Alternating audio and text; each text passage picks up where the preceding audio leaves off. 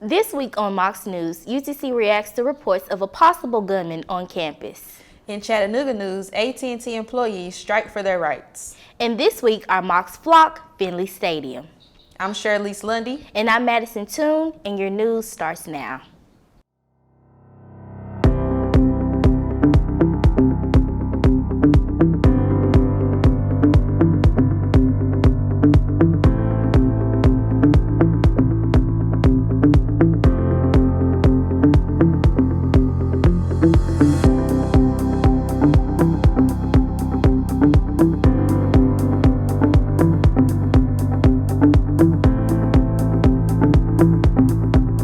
Reports of an armed man triggered a lockdown of a hall on UTC's campus.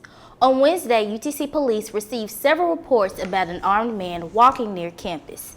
The man was described to be white, blonde, dressed in tactical vest, and carrying a rifle as he walked around the east side of campus. Chattanooga police were quick to arrive on the campus, and Fletcher Hall was soon locked down. Officers evacuated the building, then conducted several sweeps. Investigators soon determined it was a misunderstanding. The armed man was actually an off-duty officer who was returning home with his gear and had caused alarm after he was spotted by a student. A day later, UTC Chancellor Steve Angles said the campus should have been locked down. Angles said in a statement distributed to campus that in retrospect, the entire campus should have been locked down. The chancellor says the decision process will be reviewed as well as the distribution of information. He said, quote, "We take seriously the safety of our UTC family." The president of the Student Government Association for UTC is also calling for better communication. Here's Jeremiah Beatty to explain more. Today we have SGA President Stan Settles here with us today to discuss what occurred last Wednesday. I just wanted to get your thoughts and comments on the situation and just to find out how SGA and the university is planning to move forward.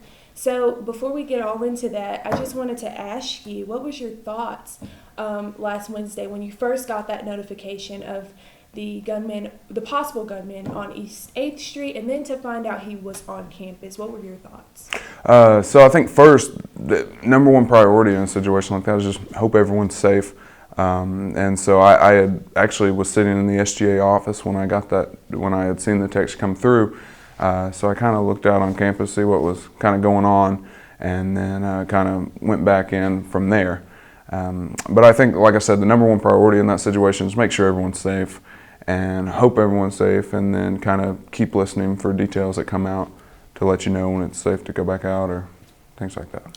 So with what happened this past Wednesday, what do you think that situation taught us as a campus? Do you think we were prepared for this, or what was the learning lesson here? So I kind of touched back to what Chancellor Angles said in his email. I think went out yesterday. Hindsight's obviously 2020. Thank goodness that this was an experience that we had where there was not that there was a false alarm essentially, and so thank goodness that we kind of could take some things from there, learn about them, figure out ways to improve. Maybe it's a notification system, maybe it's more informative, maybe it's locked down next time, who knows. I think the Chancellor done a good job of kind of saying, yeah, in retrospect we could have went on lockdown. So looking back and learning what we can from that, I think will make us more prepared moving forward. Yes, and you kind of touched on my next question, because that particular day, and I know a lot of students were and parents were a little frightened that, when the investigation was going on, that they decided to only look at Fletcher, and the fact that schools in the surrounding area were evacuated or locked down and campus was not. So what steps now do you think the university is going to take as far as when things of this nature happen in protecting the students? What plans are you guys thinking? So with that, I think SGA, I reached out, I was in contact with Terry Dennison, Chief of Staff to the Chancellor right away, and they were more than willing to come and say, let's have a forum and figure out what the students had to say about it, how they think that we could be better. And so on Tuesday, we'll be hosting a public forum with the students starting at 5 o'clock in the Raccoon Mountain Room before we begin our actual official business for that meeting that day. And so I think the first step in any situation is to review, figure out what happened, and then from that point you can make a plan to address some of the things that didn't go as planned or whatever, and then things that we can be better on, and I think we get a better plan from that. All right, and what you pretty much touched on the meeting. So you guys will be hosting this where and when, and how can students get involved? Yes, so we had just sent out an email earlier this morning talking about that we wanted to hold a campus safety forum, and that will begin. Our regular meetings are on Tuesdays at 5 o'clock in the Raccoon Mountain Room. We would love to have more students come out to those as well, but Tuesday especially, because it's something that's hot topic right now, and it's important. And so I think we need to get it right, and I think we need to have every input that we can on it. So Tuesday, 5 o'clock, Raccoon Mountain Room, before we open up SGA's official business, we'll have a campus safety forum, and where we'll have the chancellor as well as some members from his executive leadership team there to field questions, answer questions, and hopefully we can kind of get our review there, and they can get student input from there, and we can work together, create a plan, and have a more safe campus moving forward. Because at the end of the day, every student wants two things: a good education and a safe community. Live, learn, grow, and have fun. You're in college. So I think that's the plan moving forward, and I think this week was a good learning experience. SGA will hold a forum on campus safety with UTC administration Tuesday, September 3rd at 5 p.m. in the Raccoon Mountain Room. All students are welcome to attend this forum to discuss ideas and concerns about campus safety. No-go on the appearance of a military helicopter at UTC. The Black Hawk helicopter was supposed to land at Chamberlain Field. Then it was shifted to Ingalls Stadium Thursday before the event was canceled. No official word why. We'll let you know if it's rescheduled in the future. This week you may have seen protesters lined up MLK Boulevard. AT&T was under fire over a contractual agreement. Our Jeremiah Beatty has the story.